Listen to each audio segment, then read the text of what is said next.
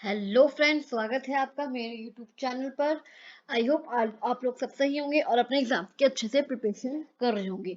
मैं आज आपके लिए लेकर आई हूँ पॉलिटी के कुछ इंपॉर्टेंट क्वेश्चंस। जी हाँ, आपके लिए यूपीपीएससी का एग्जाम अब आने ही वाला है, तो पॉलिटी के क्वेश्चंस आपके लिए इंपॉर्टेंट होने वाले हैं। पॉलिटी एक बहुत ही इंपॉर्टेंट सब्जेक्ट, एक इंपॉर्टेंट रोल प्ले करता है आपके यूपीपीएससी के एग्जाम में। तो शुरू करते हैं। अगर आप इस चैनल पर नए हैं तो आप इस चैनल को जल्दी से जल्दी सब्सक्राइब कर दीजिए, ताकि और भी कोई नोटिफिकेशन आए, वीडियो आए, आपको सबसे पहले मिल जाए। तो शुरू करते हैं। सबसे पहला क्वेश्चन है, भारत में ब्रिटिश निम्नलिखित में से किस सन में आए? जब भारत में ब्रिटिश आए थे वो किस सन में आए थे?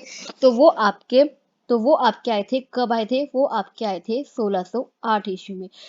कब आए थे? वो आए थे आपके 1608 ईस्वी में आए थे आपके ब्रिटिश। 1600 ईस्वी में ही महारानी एलिजाबेथ को अधिकार प्राप्त थे। महारानी एलिजाबेथ ने उन्हें भारत में व्यापार करने के विस्तृत अधिकार दे दिए थे, लेकिन वो आए थे आपके 1608 ईस्वी में। तो इस क्वेश्चन का आंसर है आपका ऑप्शन डी, 1608 ईस्वी। नेक्स्ट क्वेश्चन में चलते हैं। निम्नलिखित में से किस सन में संविधान सभा का गठन किया गया? किस सन में किया गया? वो आपका किया गया था 1946। कब किया गया था? 1946 ईस्वी में संविधान सभा का गठन किया गया था। लेकिन जो अस्तित्व में संविधान आया, वो आया था आपका 26 जनवरी 1950।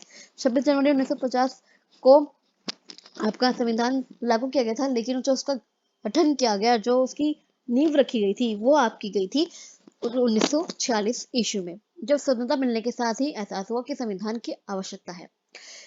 अगला क्वेश्चन है, 1773 ईस्वी का जो रेगुलेटिंग एक्ट था, 1773 ईस्वी में एक रेगुलेटिंग एक्ट आया था। उसमें कलकत्ता में निम्नलिखित में से कब उच्चतम न्यायालय की स्थापना की गई थी? एक उच्चतम न्यायालय की स्थापना की गई थी, वो आपको बताना है कि वो कब की गई थी। तो इसका आंसर है आपका 1774 ईस्वी में। कब की गई थी? 1774 ईस्वी में। 1774 ईस्वी में आपकी की गई थी उच्चतम न्यायालय की स्थापना, जिसमें एक मुख्य न्यायाधीश थे और 3 अन्य न्यायाधीश थे। तो इस क्वेश्चन का आपका आंसर है ऑप्शन सी, 1774। अब ये रेगुलेटिंग एक्ट क्या था, इसके बारे में आपको थोड़ा सा बताते हुए, जो ये अधिनियम है, इस अधिनियम का बहुत अधिक संवैधानिक महत्व था। क्या था? इसका संवैधानिक महत्व था।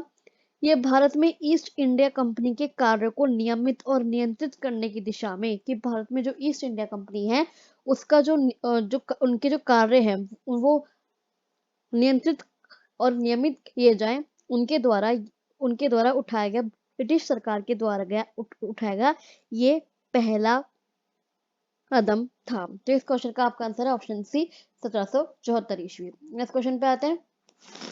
1776 ईस्वी में लॉर्ड कॉर्नवालिस को किस राज्य का गवर्नर जनरल नियुक्त किया गया? किस राज्य का गवर्नर जनरल नियुक्त किया गया? तो आपका किया गया था बंगाल का। किसका? बंगाल का गवर्नर जनरल नियुक्त किया गया था 1776 में लॉर्ड कॉर्नवालिस को। किसका? बंगाल का गवर्नर जनरल नियुक्त किया गया था। लेकिन उसकी 2 शर्तें थी। एक शर्त थी कि वो अपनी काउंसलिंग को, उसने जो काउंसलिंग में निर्णय लिया उसे मानना या ना मानने का अधिकार हो, और दूसरा, उसे सेनापति या फिर कमांडर इन चीफ का पदवी प्राप्त हो। उसकी ये 2 शर्तें थी। उसकी ये 2 शर्तें थी और उसकी ये 2 शर्तें थी। उनकी शर्त को मान लिया गया और कानून प्रावधानों में जोड़ दिया गया। तो इस क्वेश्चन का आपका आंसर है, इस क्वेश्चन का आपका आंसर है बंगाल। नेक्स्ट क्वेश्चन पे चलते हैं। बंगाल उत्तर पश्चिम सीमा प्रांत और पंजाब में कब कब विधान परिषदों का गठन हुआ? अब आपके विधान परिषदों का गठन होना भी शुरू हो गया था। कौन से अधिनियम के? 1861 के भारत परिषद अधिनियम के तहत। 1861 का भारत परिषद अधिनियम के तहत आपका विधान परिषदों का गठन भी होना शुरू हो गया था अलग अलग राज्य में। तो जो बंगाल में आपका जो विधान परिषद का गठन हुआ था, वो हुआ था आपका 1862 में। कब हुआ था? 1862 में आपका बंगाल का विधान परिषद का गठन हुआ था। उत्तर पश्चिम सीमा प्रांत में आपका हुआ था 1866 ईस्वी में। और पंजाब में जो विधान परिषद का गठन हुआ वो हुआ था आपका 1897 ईस्वी में। कब हुआ था? 1897 ईस्वी में विधान परिषदों का गठन गठन हुआ। नेक्स्ट क्वेश्चन में चलते हैं। 1909 ईस्वी 1909 ईस्वी भारत परिषद अधिनियम 1909 ईस्वी भारत परिषद अधिनियम को और किस नाम से जाना जाता है? आप क्या कहोगे? ये भी भारत परिषद अधिनियम है और ये भी भारत परिषद अधिनियम है, तो ये जो मतलब उसमें जो थोड़ा संशोधन किया जाता है अलग अलग साल में, जैसे आपका 1861 में भारत परिषद अधिनियम आ गया। उसके बाद 1892 ने भी भारत परिषद अधिनियम आ गया, लेकिन उसमें कुछ चेंजेस हुए उस अधिनियम में। उसके बाद आपका भारत परिषद अधिनियम आया 1902 में 1909 में आपका भारत परिषद अधिनियम आ गया, जिसमें और कुछ ज्यादा सुधार हुए, उसमें और अच्छे चेंजेस हुए। इस अधिनियम को मार्ले मिंटो सुधार भी कहा जाता है। मार्ले मिंटो सुधार भी कहा जाता है, क्योंकि उस समय लॉर्ड मौले जो थे वो इंग्लैंड में भारत के राज्य सचिव थे, और लॉर्ड मिंटो भारत में वायसराय थे। तो इस क्वेश्चन का आपका आंसर है मार्ले मिंटो सुधार। क्या था? मार्ले मिंटो सुधार। इस अधिनियम की क्या विशेषताएं थी? इस अधिनियम की विशेषता थी कि इसने केंद्रीय परिषद में सरकारी बहुमत को बनाए रखा, कि जो सरकारी अफसर हैं वो भी अपने अलग अलग राय रख सकते हैं। सरकारी बहुमत को बनाए रखा, लेकिन प्रांतीय परिषदों में गैर सरकारी सदस्यों के बहुमत की अनुमति थी। इस क्वेश्चन का आंसर है मार्ले मिंटो सुधार। नेक्स्ट क्वेश्चन पे आते हैं। बजट की व्यवस्था को ब्रिटिश कालीन सत्र में निम्नलिखित में से कब शुरू किया गया? जो बजट था वो आपका ब्रिटिश कालीन सत्र में कब आया? तो वो आपका आया था 1860 ईस्वी में। कब आया था? 1860 ईस्वी में आपका बजट आया था ब्रिटिश कालीन के टाइम पे 1860 ईस्वी में। इस क्वेश्चन का आपका आंसर है ऑप्शन डी 1860 ईस्वी। नेक्स्ट क्वेश्चन पे आते हैं। भारत शासन अधिनियम कौन सा अधिनियम? भारत शासन अधिनियम को निम्न में से कब लागू किया गया? तो आपका इसे लागू किया गया था 1921 में। कब? 1921 ईस्वी में इसे लागू किया गया था।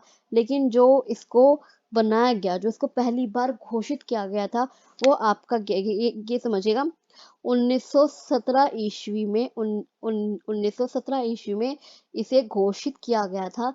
लेकिन 1919 ईस्वी में, कब? 1919 ईस्वी में सारे इसके जो क्रमिक रूप से, मतलब जो इसके पेपर वर्क हैं वो सब आपके 1919 में क्रमिक रूप से जो 1919 में भारत शासन अधिनियम बनाया गया, लेकिन 1921 ईस्वी से ही इसे लागू किया गया। जिसका क्या उद्देश्य था? इस भारत शासन अधिनियम का क्या उद्देश्य था? भारत में क्रमिक रूप से उत्तरदायी सरकार की स्थापना की, सरकार ही उत्तरदायी सरकार की स्थापना करना था, कि सरकार ही सब चीज की उत्तरदायी है, उत्तरदायी सरकार की स्थापना करना था। इसे क्या कहते हैं? इस कानून को मॉन्टेग्यू जेम्स फोर्ड सुधार भी कहा जाता है। मॉन्टेग्यू जेम्स फोर्ड सुधार भी कहा जाता है, क्योंकि मॉन्टेग्यू कौन थे? जैसे उसमें लिम्स पिंटो था, कि मॉन्टेग्यू भारत के राज्य सचिव थे और जेम्स फोर्ड भारत के वायसराय थे। तो इस क्वेश्चन का आपका आंसर है 1921 ईस्वी। 1921 ईस्वी। इसने क्या किया? भारत शासन अधिनियम ने इसने प्रांतीय विषयों को पुनः दो भागों में विभाजित कर दिया, हस्तांतरित और आरक्षित। कौन से? हस्तांतरित और आरक्षित। हस्तांतरित विषयों में सार्वजनिक स्वास्थ्य, शिक्षा, स्थानीय स्वशासन, कृषि आदि शामिल थे। इस क्वेश्चन का आपका आंसर है ऑप्शन बी 1921 ईस्वी। नेक्स्ट क्वेश्चन पे आता है। भारत शासन अधिनियम पहली बार देश में कौन सी व्यवस्था प्रारंभ की? भारत शासन अधिनियम के तहत जब ये अधिनियम लागू किया गया, उस टाइम इसने भारत में कौन सी व्यवस्था आरंभ की? तो इसने भारत में व्यवस्था आरंभ की द्विसदनीय व्यवस्था, मतलब द्विसदनीय व्यवस्था आरंभ की। यानी कि राज्यसभा। कौन सी सभा? यानी कि राज्यसभा। और प्रत्यक्ष निर्वाचन मतलब लोकसभा। लोकसभा। इस लोकसभा, इसका है आपका राज्यसभा और इसका है आपका लोकसभा। राज्यसभा और लोकसभा की व्यवस्था प्रारंभ की इस अधिनियम के आने के बाद।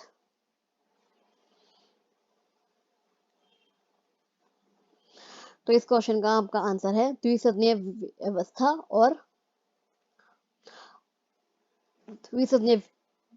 और प्रत्यक्ष निर्वाचन। दोनों सदनों के बहुसंख्यक सदस्यों को प्रत्यक्ष निर्वाचन के माध्यम से निर्वाचित किया गया था। द्विसदनीय व्यवस्था मतलब आपकी राज्यसभा और लोकसभा। राज्यसभा और लोकसभा जो आई थी वो आपकी भारत शासन अधिनियम के तहत ही आई थी। उसके बाद प्रत्यक्ष निर्वाचन के तहत जो इनके सदस्य थे उनको चुना गया था। सबकी राय ली गई थी कि दोनों आपकी राज्यसभा में भी और लोकसभा में भी दोनों सदनों के बहुसंख्यक सदस्यों को प्रत्यक्ष निर्वाचन के माध्यम से निर्वाचित किया गया था। तो इसका आंसर है आपका द्विसदनीय व्यवस्था और प्रत्यक्ष निर्वाचन। नेक्स्ट क्वेश्चन पे आते हैं। संविधान सभा की पहली बैठक, ये देखिए संविधान सभा की पहली बैठक कब हुई? वो हुई थी आपकी 1946 ईस्वी में। कब हुई थी? 1946 ईस्वी में आपकी संविधान सभा की पहली बैठक हुई थी। और पहली बैठक में कौन थे आपके अध्यक्ष? पहली बैठक में जो अध्यक्ष थे वो थे आपके डॉक्टर सच्चिदानंद सिन्हा। डॉक्टर सच्चिदानंद सिन्हा थे आपके पहले अस्थायी मतलब टेम्परेरी अध्यक्ष कौन थे? आपके डॉक्टर सच्चिदानंद सिन्हा। और इस बैठक में केवल 207 सदस्य थे। कितने थे?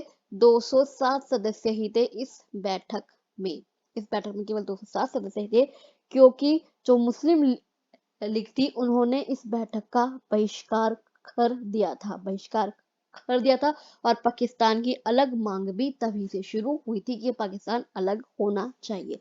पाकिस्तान अलग होना चाहिए। तो इस क्वेश्चन का आपका आंसर है 9 दिसंबर 1946 ईस्वी। नेक्स्ट क्वेश्चन पे आते हैं। संविधान सभा का सभापति और अध्यक्ष कब और किसे चुना गया? तो संविधान सभा का जो अध्यक्ष था वो आपका चुना गया था 11 दिसंबर। ये देखिए 9 दिसंबर को तो आपकी पहली बैठक हुई थी, उसके बाद 11 दिसंबर को चुन लिया गया कि अध्यक्ष कौन होगा, वो भी परमानेंट अध्यक्ष होगा आपका। परमानेंट अध्यक्ष होंगे आपके डॉक्टर राजेंद्र प्रसाद। कौन थे? डॉक्टर राजेंद्र प्रसाद थे परमानेंट अध्यक्ष। स्थायी सभापति और अध्यक्ष 11 दिसंबर 1946 को उन्हें चुना गया। तो इसका आंसर है आपका 11 दिसंबर 1946 में डॉक्टर राजेंद्र प्रसाद।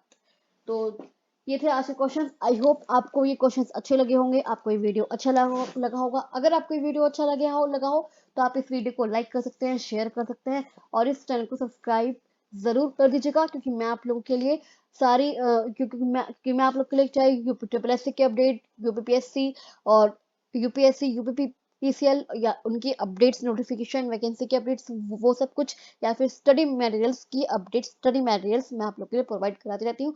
तो इस चैनल को सब्सक्राइब करके जरूर जाइएगा, ताकि और लोगों को भी इस चैनल का पता चल सके और लोग भी इस चैनल के साथ जुड़ सके। तो आप इस चैनल को सब्सक्राइब करके जरूर जाइएगा। और अगर आपका कोई कमेंट्स है तो आप मुझे कमेंट बॉक्स में कमेंट कर सकते हैं। कमेंट बॉक्स में कमेंट कर सकते हैं। चलिए मैं आपसे मिलती हूँ अगली वीडियो में, तब तक के लिए थैंक यू सो मच। और इस वीडियो को लाइक कर दीजिएगा और शेयर जरूर कर दीजिएगा। Thank you so much.